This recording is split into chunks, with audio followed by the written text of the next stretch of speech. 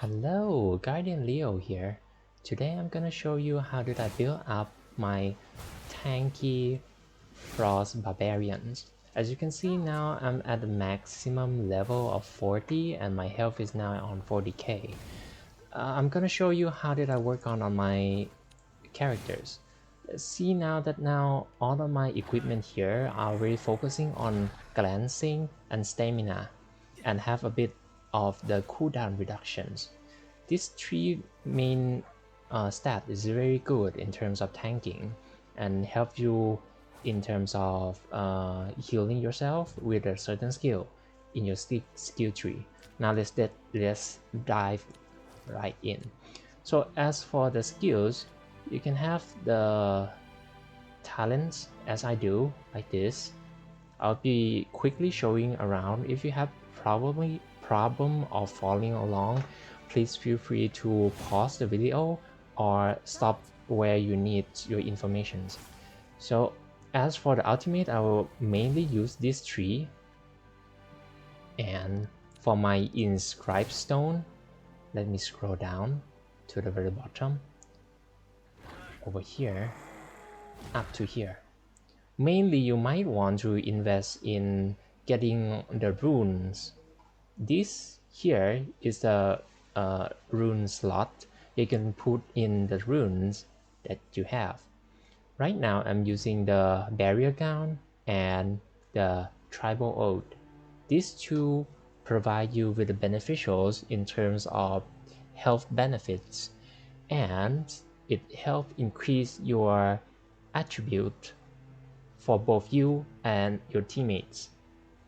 There's another potential one that I haven't accessed yet, is a challenger's decisions. This one I don't have the purple one, so I'll use what I have. Mainly I'll put the rest of the runes to as a fuel to upgrade the rune that I'm using.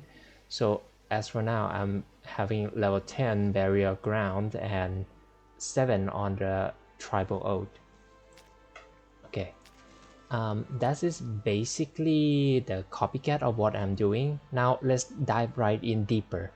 So as I said earlier, the important thing about the stat is the stamina and glancing. Why these two is important? As you look into the description here, the stamina provide you with more HP that your character can have. Right now I'm sitting at 40k HP. If you are trying to maximum on everything, trying to if you go into the workshop, there will be the empower and the gems that you can put on. I think you can have like the maximum of 46k if you invest in all of this, but I'm not sure if now is gonna be the right time for it, because this time this kind of items is quite pricey at the moment. So I'll just go what I can do for now. If you are wondering how is my 40k tanks doing, I can do up to forest altar. If you look at all the dungeons over here, I can do solo up to the forest altar, except the bear boss on the forest altar, which is quite very it needs the unique gameplay that you might need more DPS during that time. The botanical garden you can tank, but most after the elite difficulties we will very you will have a hard time playing it. It is not as easy, not that you cannot do, but it's not as easy that you think. Okay, so I already covered the inscribed stone, so let me show you the ultimate that I have. The tank, as for tanking, you need to provide your team a stability pools that you need to concern that the enemy targets you as the main part. You don't want your teammate to be running around and the DPS cannot focusing on the boss, cannot focusing on the enemy, or the healer has to run around because they are running for their life because you are not pulling or taunting the enemy towards you. The thing is, there is two taunts that you can use. One is a AoE and another is the single enemy. The contempt provides you with the area taunt that will drive the aggro towards you. Any enemies that is surrounding will become to you, so you need to get ready. And if it's a boss or something that is like just one enemy, you can use a mockery. This one is very good and it has a very low cooldown. You need to have this on your character at all times. The last thing that you need is the slam. Well, it depends. If you are going to fight the enemy or the boss that has a mechanic of the interrupt sequence, you need to have slam.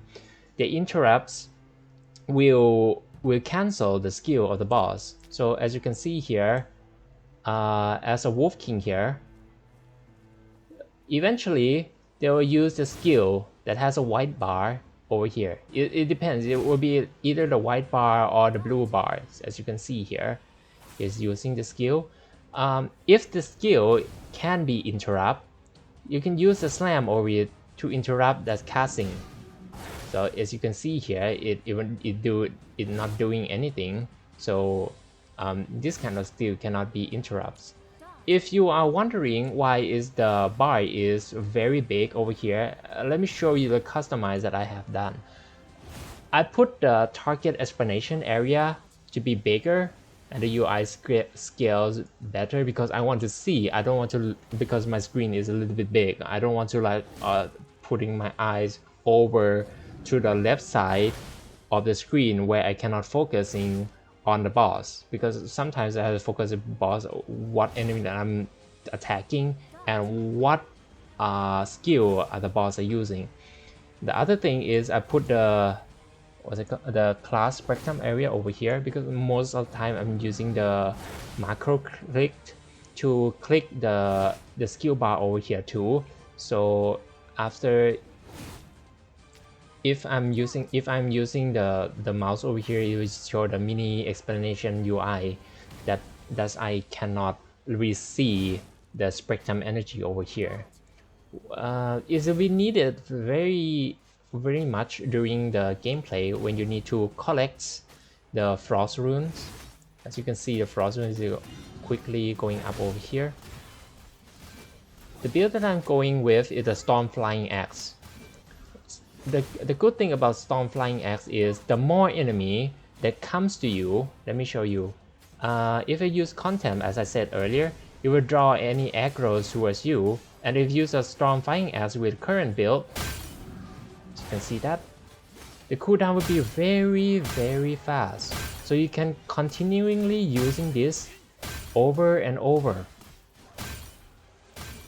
Like so. There's another build that you can use, which is the frost. I forgot the skill. Let me show you. There's a frost cross. Yes, the Storm Flying Axe build and the frost cross. As I showed you earlier of my talent build, I'm mostly on the right side. See, the left side is a frost cross. The right side is a Storm Flying Axe. You can tick on the enable here, so you can quickly switch, and it will adjust your talent according to the build that you want to have. But mainly I would prefer the Storm Flying Axe. If you are playing in the Universal Hall, you might want to switch to Thunder or Frost Cross because it deals more DPS during the fight. So if you're wondering why do we need to put more stat into the glancing, if you read on the description over here, you can see that my current glancing is out around 27.4, and it can be increased when using some of the skills, as I can show you in a bit. Or if you can use the Frost Outbreak, that will increase the glancing as well here. So some of the skill will increase the stats up. So